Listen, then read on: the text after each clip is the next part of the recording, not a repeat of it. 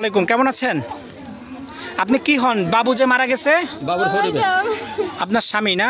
এই ঘটনা কয়টার দিকে? দুইটায়। তখন আপনার স্বামী কোথায় ছিল? তখন আমার স্বামী বাড়িতে আসছিল। হ্যাঁ। ও স্বাস্থ্য ভাই ফোন দিছে, কয় মারামারি লাগছে, তুই আয়। হারা তারা বাপে আর বাসুর সকালে তারা বাপে উঠে তিনজন আইছে, পিছন দিয়ে আমি আইছি। হ্যাঁ। 1 মিনিট না, 1 মিনিট আমি আর পিছন দিয়ে আইতে রক্তাক্ত অবস্থা পড়ে রয়েছে। কত বড় জানোয়ার! 1 মিনিট না। হ্যাঁ, বলো। এই আপনারা কি পাশি চান? এর পাশি চান?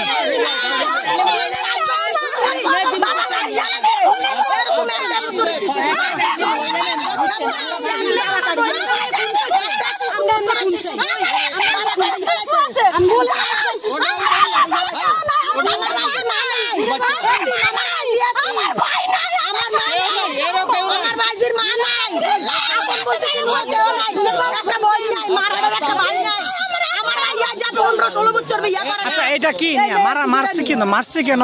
দোষটা কি ছিল? হ্যাঁ, ওর শাশা আরে ভিসা দিছে, বিদেশ নিছে। কোনটা করছে মাজরার ভিসা 2,30,000 টাকা দিত। আর আমার শাশুড়ি তখন সুস্থ আছিল। আমাকে এলাকার শিক্ষিত মানুষরা তো লাখাইছে, কোন দিন কত দিছে, কোন দিন কি দিছে, সব এখনো স্লিপ আছে। স্লিপের ভিতর লেখা আছে 2,45,000 টাকা দিছে। 15,000 টাকা তা করে বেশি দিছে। জানুয়ারি কয় টাকা পাইবো? টাকা পাইলে টাকা দিতাম। এত বড় হইতে কিনলে করলি। গতকালকে রাত্রেও তো সারবাজারে রাত্রে মারামারি করছে, ফিরছে এখন দুনো ভাইয়ের ফিরছে লারে বৈঠক বসে কাজে সকালকে রাত্রে বইবো, বিচার বইবো কি নাই জানতে পারো।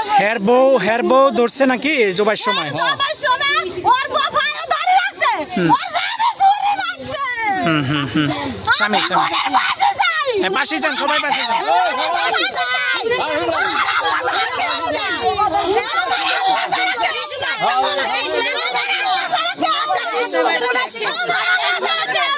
ফুলের শিশুদের জামা কাটি জ্বালাছে, 1 বছরের একটা বাচ্চা।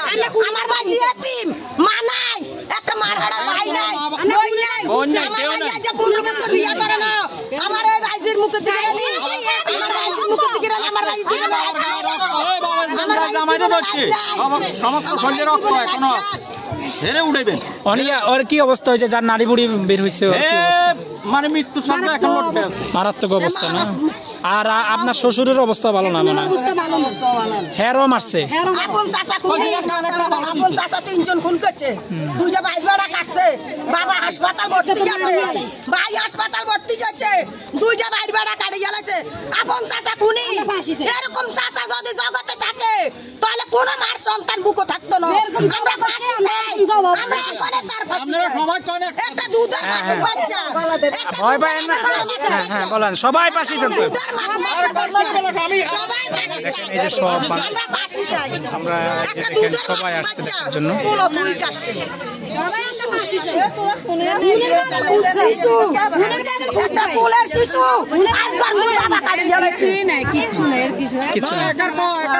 এই ঘরটা, ওই ঘরটা